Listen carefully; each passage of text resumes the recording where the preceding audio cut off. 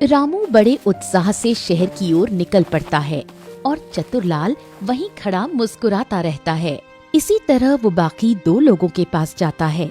एक एक नकली टिकट देकर उनसे भी 40-40 हजार रुपए ले लेता है। वाह, तीनों से 40-40 हजार के हिसाब से कुल हो गए मेरे पास 1,20,000 रुपए। फंस गए तीनों चाल में, चतुरलाल के जाल में। मजा आ गया। चतुरलाल सुखिया लाल के घर पहुंचता है। अरे सुखिया लाल जी, प्रणाम प्रणाम प्रणाम। जय श्री राम। आपने तो सिर्फ 1,00,000 रुपए की बात की थी। आप देखिए, मैं पूरे 1,20,000 रुपए लेकर आया हूँ। अब जहाँ तक मुझे पता है कि मैं पहला व्यक्ति हूँ जो ये रकम लेकर आपके सामने आ गया हूँ। अब बताइए। हाँ, वाह वाह वाह। हाँ भाई, तुम तो हो। पूरे दिन आलसी जैसे सोए रहते हो, कोई काम नहीं करते। ये बताओ, तुम्हारे पास इतना पैसा आया कहाँ से? हैं?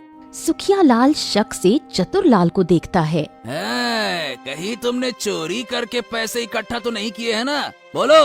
अरे नहीं काका, आप खुद सोचो। आपको क्या लगता है कि कोई मुझे पैसे उधार देगा? आप खुद सोचिए। और आपको क्या लगता है कि इतने पैसे गांव में किसी के पास होंगे जो मैं कहीं से चुरा कर लाऊंगा? अरे काका, बात तो ये है कि चतुरलाल एक पल के लिए रुक जाता है और अपने मन में एक सच्ची लगने वाली कहानी बुनने लगता है। बात ये है कि मैं राज्य का गुप्तचर हूँ और मैं खुफिया तरीके से राजा के लिए काम करता हूँ। मैं रातों में काम करता हूँ और दिन में सोता हूँ। इसीलिए आप सभी को लगता है कि मैं बेकार आदमी हूँ, पर मैं हूँ नहीं। हाँ, अब आप मेरे ससुर जी बनने वाले हैं, तो इसीलिए मुझे ये बात आपको बतानी पड़ी, वरना गांव में किसी को नहीं बताना। सुखिया लाल इस कहानी में पूरी तरह फंस जाता है। उसकी आंखों में आंसू आ जाते हैं। अरे बेटा, मुझे माफ कर दो। मैं तुमको कितना गलत समझता था। नाकारा, आलसी, बेवकूफ, ये सब समझता था। अरे तुम तो बहुत महान इंसान हो बेटा। मेरी बेटी का विवाह तो अब तुमसे ही होगा। अरे राज्य और अपने देश के जो काम आए, उससे महान कोई नहीं। हाँ बेटा, तुम ही हो सबसे बढ़िया इंसान। हाँ, गलती हो गई जो हमने तुम्हारे बारे में ऐसा सोचा। अब तो राधा का विवाह तुमसे ही होगा। हाँ, रिश्ता पक्का समझो। चतुरलाल की बेईमानी का खेल जारी था। 3 भोले भाले लोगों को ठग कर और सुखिया लाल को झूठी कहानी सुनाकर उसने शादी तो कर ली, पर वो कहते हैं ना, बुराई की नींव पर खुशियों का महल कभी न कभी ढहता है अमल। धोखे से कमाए पैसों से चतुरलाल ने शादी तो कर ली, लेकिन उसके मन में एक डर था। वो जानता था कि एक दिन सच्चाई सामने आएगी। जब तीनों ठगे गए लोग एक दूसरे से मिलेंगे तो क्या होगा। सुखिया लाल अपनी बेटी की विदाई के समय भावुक होकर चतुरलाल से बोला, दामाद जी, मेरी पुत्री का ध्यान रखिएगा। मेरी पुत्री के अलावा इस संसार में कोई नहीं है। अब ये आपकी अमानत है, इसे हमेशा खुश रखिएगा। मैं तीर्थ के लिए निकल रहा हूँ, ठीक है? खुश रखिएगा। सुखिया लाल तीर्थ यात्रा के लिए निकल जाता है। चतुरलाल राधा को लेकर अपने घर आ जाता है। इधर चतुरलाल के मन में अपने किए धोखे का बोझ और राधा की जिम्मेदारी दोनों एक साथ दबाव डाल रहे थे। राधा को देखकर चतुरलाल की चिंता और बढ़ गई। हाँ, रामू, श्यामू और छोटू, वो तीनों आते होंगे और जब उन्हें पता चलेगा कि मैंने धोखे से शादी कर ली है, तब तो वो मुझे जिंदा नहीं छोड़ेंगे। राधा, मैंने सोचा है कि हम दूसरे गांव चले जाएं और वहाँ नई शुरुआत करेंगे। क्या कहती हो? अरे लेकिन यहाँ तो सब ठीक है, अभी अभी तो आए हैं। अरे नहीं राधा, देखो, किसी भी निर्णय का संबंध भविष्य में लिखी हुई नियति से होता है। हमारी नियति ये है कि हमें इस गांव से चलना चाहिए। अरे समझो राधा, ठीक है? ठीक है स्वामी, जैसा आप कहें। चतुरलाल बड़ी चालाकी से राधा को लेकर जंगल के रास्ते से दूसरे गांव की ओर चल पड़ा। गांव का रास्ता छोड़कर जंगल का रास्ता इसलिए चुना ताकि वो तीनों उसे न मिल जाएं। अरे देखो, कितना सुंदर पक्षी है वो। एक रंग बिरंगा पक्षी पेड़ की डाल पर बैठा मधुर गीत गा रहा था। अरे रुको राधा, रुको रुको रुको, मैं अभी इसे पकड़कर तुम्हारे लिए लाता हूँ। रुको रुको रुको। चतुरलाल ने सोचा कि ये अच्छा मौका है राधा के सामने अपनी इज्जत बढ़ाने का। अब देखो राधा, ये पक्षी कैसे फंसता है चतुरलाल के चाल में। देखना अभी। चतुरलाल ने एक छोटा जाल अपनी जेब से निकालकर पक्षी की तरफ फेंका। पक्षी एक पल में जाल में फंस गया। वाह वाह, आप तो बहुत होशियार हैं। चतुरलाल को नहीं पता था कि उसकी चालाकी उस पक्षी के साथ क्या रंग लाएगी। राधा पक्षी को देखकर बहुत खुश थी। स्वामी, आप वो पक्षी मुझे ला कर दीजिए। चतुरलाल ने पेड़ की ऊंचाई देखी। पक्षी बहुत ऊपर जाल में फंसा हुआ था। अरे बाप रे, ये पेड़ तो बहुत ऊंचा है। अगर मैं पक्षी को लाते वक्त गिर गया तो मेरी तो यही मौत हो जाएगी। कुछ न कुछ तो उपाय निकालना ही होगा।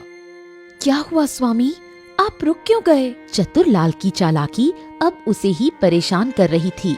उसने जो जाल फेंका था वो अब उसके लिए ही मुसीबत बन गया था। हाँ, देखो प्रिय, इस पक्षी की नियति यही है कि ये अभी ऐसे ही जाल में अटकी रहे। मुझे कुछ समझ नहीं आया। सब समझ में आ जाएगा। अरे बस इतना कहना चाहता हूँ कि जो भी वस्तु जिस भी जगह पड़ी है उसका कोई न कोई कारण अवश्य ही होता है।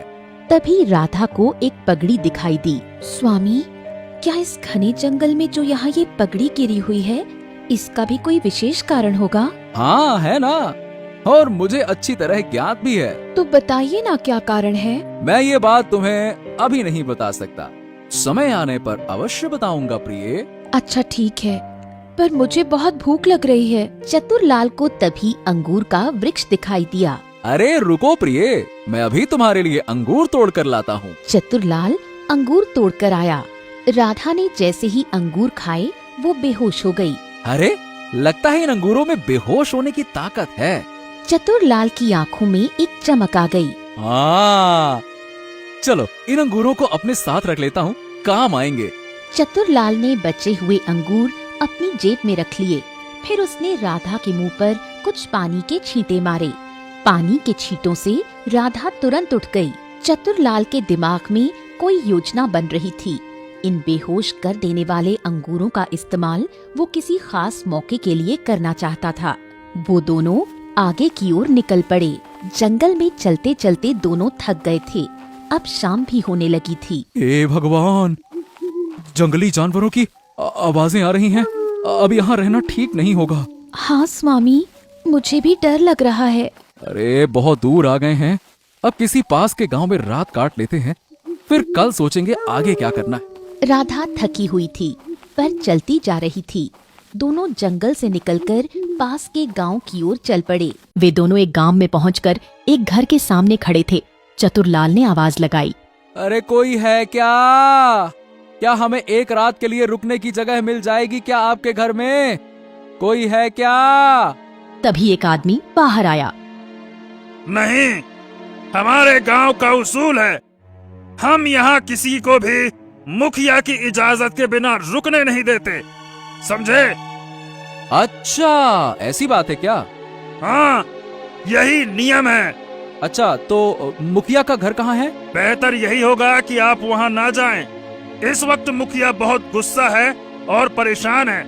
वो अपना सारा गुस्सा आप पर ही निकाल देगा। तभी राधा बोल पड़ी। ओ काका, मेरे स्वामी से जरा ठीक से बात कीजिए। वो बड़े दूरदर्शी और बुद्धिमान व्यक्ति हैं। नियति के बारे में बहुत कुछ जानते हैं। आपके मुखिया की मुसीबत को 2 मिनट में हल कर सकते हैं। आपकी जानकारी के लिए बता दूं कि मेरे स्वामी राजा के गुप्त। मेरे लिए किसी भी समस्या को हल करना बाएं हाथ का खेल है।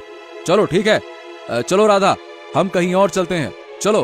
अरे आज इस झूठ के चक्कर में बुरी तरह फंस जाता। अगर ये व्यक्ति मुझे मुखिया के पास ले जाता और मैं उसकी समस्या हल नहीं कर पाता तो वो तो मुझे मार ही डालता। चलो राधा, यहाँ रुकना ठीक नहीं होगा, चलो। चतुरलाल की चालाकी एक बार फिर उसी के लिए मुसीबत बन सकती थी या फिर बन चुकी थी।